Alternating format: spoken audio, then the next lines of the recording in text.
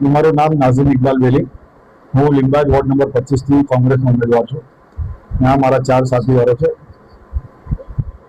નાઝીમભાઈ, તમે ટિકિટ મળી છે એમાં પહેલા તમારા પપ્પા અહીંયા કોર્પોરેટર રહી ચૂક્યા છે, શું કહેવા માંગો છો?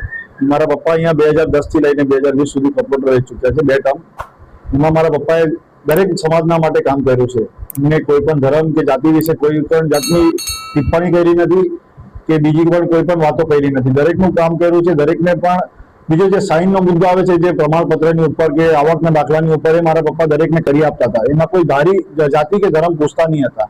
પરંતુ આજના જે કોર્પોરેટરો છે એ લોકોનું એક જ કામ છે, પહેલે જાતિ પૂછે છે, એના પછી કામ કરે છે. એને હું બદલવા માંગુ છું. અને અમારા મુસ્લિમ વિસ્તારને એ લોકોએ વિખૂટો પાડી દીધો છે, એને હું સાથે જોડવા માંગુ છું. અન્ય કયા મુદ્દા છે લીંબાયત વિસ્તારમાં આજે તમે ઉઠાવો છો?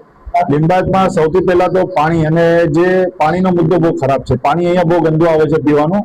એનો સૌથી વધારે સુધારવાની જરૂરત છે. બીજું, રોડ રસ્તાઓ પણ જે મુસ્લિમ વિસ્તારના છે એમાં સુધારવાની બહુ જરૂરત છે. એ બીજા વિસ્તારો કરતાં અમારા મુસ્લિમ વિસ્તારમાં રોડ રસ્તાઓની હાલત બહુ બદતર છે. બીજો મુદ્દો કે અમારા જે રેલવેમાં જવાનો જે રસ્તો હતો તે રેલવે બંધ કર્યો છે, પણ એમાં કોઈ પણ જાતના કોર્પોરેટરે ભાજપના કોઈ પણ સપોર્ટ કર્યો નથી અને એ રસ્તો બંધ કરી દેવામાં આવ્યો છે. એ રસ્તાની ઉપર એવું નથી કે એક જ સમાજના લોકોને ફાયદાકારક હતો, એ દરેક સમાજના માટે હતો. દરેકના મજદૂર વર્ગ લોકો ત્યાંથી જતા હતા અને એ લોકોને ચાલતા ઉધના સ્ટેશન પહોંચ્યા હતા. અને આજના સમયમાં એ લોકોને રિક્ષાનો ખર્ચો કરીને, રિક્ષા ભાડાનો ખર્ચો કરીને ત્યાં જવું પડે છે. એ મજદૂર વર્ગ માટે મારી કહેવાય. મારું નામ શૈલેષ હીરાલાલ પરાતે, વોર્ડ નંબર 25, ભારતીય રાષ્ટ્રીય કોંગ્રેસના ઉમેદવાર. મુખ્ય મુદ્દો તો આજે જે મોંઘવારી, જે ગેસનો બાટલો 500 રૂપિયામાં કોંગ્રેસના રાજમાં મળતો હતો, આજે એ જ બાટલો 1400 ને 1500 રૂપિયા સુધી પહોંચી ગયો છે. આજે અમારા વિસ્તારની બધી બહેનોને, એટલી બધી બહેનોને નોકરી પર જવું પડે છે. સવારે જોઈએ તો એક રિક્ષામાં 8-8, 9 બહેનો જાય છે. મુખ્ય મુદ્દો તો આ જ છે કે રોજગારીની તકો ઉત્પન્ન કરી શક્યા નથી. આ તો સવાલ છે રાજ્ય સરકાર અને કેન્દ્ર સરકારનો. પણ બીજું, મારા વોર્ડની સમસ્યાના બારામાં કેવું હોય કે તમને ચોક્કસપણે એટલું કહી શકું કે શાળામાં બાળકોને શાળામાં થોડું શિક્ષણ માટે જે સિક્યુરિટી જોઈએ, આજે અમારી બાળાઓ હોય છે એ 16-17 વર્ષની 8મા 9મા હોય, પણ આજુબાજુમાં અસામાજિક તત્વોનો ત્રાસ, બદમાશોનો ત્રાસ, છેડતી, આવું બધું થાય છે. એના પરિણામે ખૂબ દુઃખ થાય છે. અને એના માટે જે સ્થાનિક કોર્પોરેટર હોય એમણે ખરેખર તો પોલીસ તંત્રને બધી જાણ કરીને આ બધું પ્રોટેક્શન કરવું જોઈએ, પણ એ બધું કંઈ થતું નથી. બીજું, વધારાનું કે પાણીની બહુ મોટી સમસ્યા છે. દરેક વિસ્તારોમાં અમુક વિસ્તાર તો એવા મેં જોયા કે જ્યાં લાલ કલરનું પાણી નીકળે, કાળા કલરનું પાણી નીકળે, જેનાથી હવે આ પાણી જો લાલ અને કાળા કલરનું હોય તો પબ્લિક શું પી? એના માટે કઈ તપેલાદારી જવાબદાર છે કે શું છે, એ વિષયનો તપાસનો વિષય છે.